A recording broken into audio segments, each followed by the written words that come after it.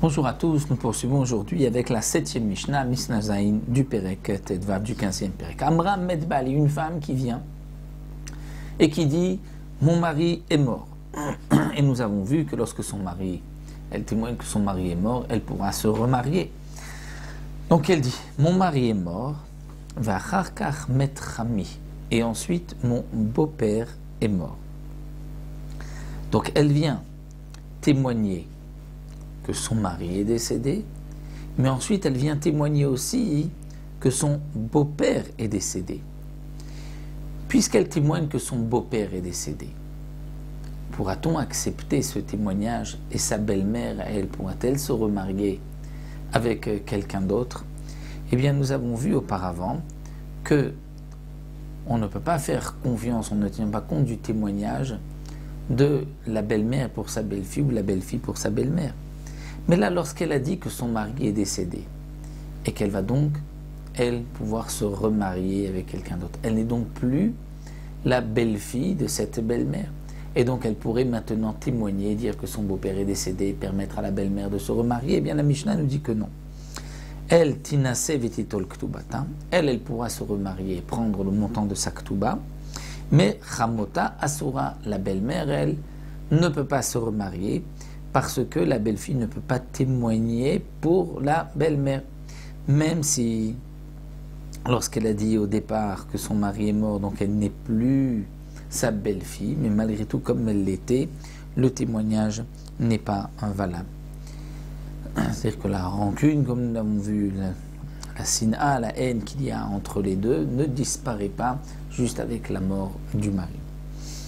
Haïta bat Israël la Kohen, Toral Bateruma, dit Rabbi Tarfon. Donc Rabbi Tarfon nous dit que si la belle-mère était une fille Israël mariée à un Kohen, et donc jusque-là elle mangeait de la terouma, va-t-elle pouvoir continuer à manger de la terouma? Oui, dit Rabbi Tarfon, comme dans la Mishnah précédente, puisque on ne croit pas à la belle-fille que son beau-père est mort, donc pour la belle-mère, son mari est encore vivant, elle pourra manger de la terouma. On ne lui permet pas de se remarier, donc on lui permettra de manger la terouma comme si son mari est vivant. Rabbi Akiva, Omer enzo derech motziata midei avera. Ad shetasura linase asura lechol bitruma. Non. Rabbi Akiva n'est pas d'accord. Rabbi Akiva considère que ce n'est pas le moyen pour la faire sortir de la avera, la belle-mère. Il faut lui interdire de se remarier, mais il faut aussi lui interdire de manger de la terouma. Donc, comme dans la Mishnah précédente, Rabbi Akiva et Mahmir, on tient compte que d'un côté le mari est peut-être vivant et donc elle ne peut pas se remarier, mais malgré tout peut-être qu'il est mort et donc elle ne pourra pas manger de la terouma. La Mishnah poursuit avec un autre dit Kidesh achat mechamesh nashim. Un homme a donné des kiddushin à une femme parmi 5 autres. Mais il ne se rappelle plus à qui il a donné des kiddushin. Il ne se rappelle plus qui est sa femme. Chacune des 5 dit, c'est à moi qu'il a donné les kiddushin. Je suis sa femme. Alors noten get les kolachat ve'achat. Il devra donner un get divorcé de chacune des 5. C'est-à-dire que puisqu'il ne sait pas qui est sa femme, donc sur chacune il y a un doute que peut-être c'est sa femme et qu'il doit la divorcer, seulement il ne va pas payer 5 fois le montant de la ktuba. Il va laisser le montant de la ktuba devant eux, c'est-à-dire devant le beddin, ou mistalek, il se retire, dit Rabbi Tarfon. Pour Rabbi Tarfon, il se retire, c'est terminé.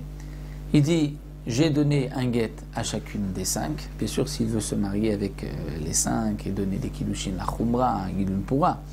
Mais lorsqu'il ne veut pas se marier, il est obligé de donner un get aux 5. C'est-à-dire que chacune d'entre elles a besoin d'un get. Mais la ktuba, il n'est pas obligé de donner 5 ktuba.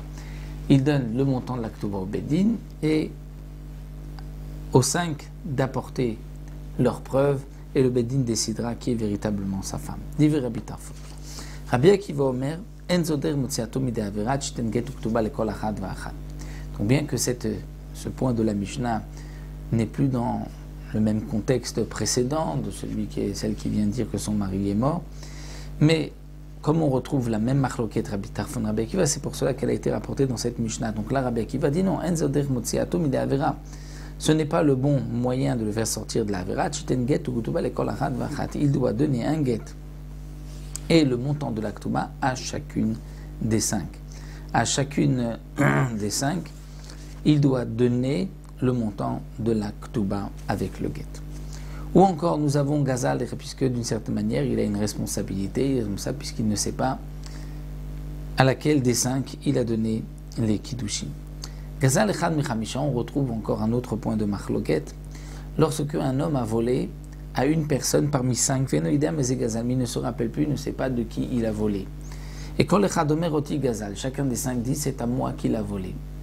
Eh bien, manière Gzela benem mistalek, il laissera l'argent devant le Bedin, il dit voilà, ce que j'ai volé c'est ça, je ne vais pas rembourser 5 fois ce que j'ai volé, puisque je n'ai volé qu'une seule fois. Et il se retire du Rabbi Tarfon. Rabbi Akiva dit non, pour Rabbi Akiva, non, il faudra payer à chacun des 5, il devra donner le montant de ce qu'il a volé, puisqu'il ne se rappelle pas. Donc, d'une certaine manière, il a une responsabilité pour avoir volé, et donc il devra donner le prix de ce qu'il a volé à chacun des 5. Nous arrêtons là, on se retrouvera Bezrat Hashem pour la prochaine Mishnah, la Mishnah.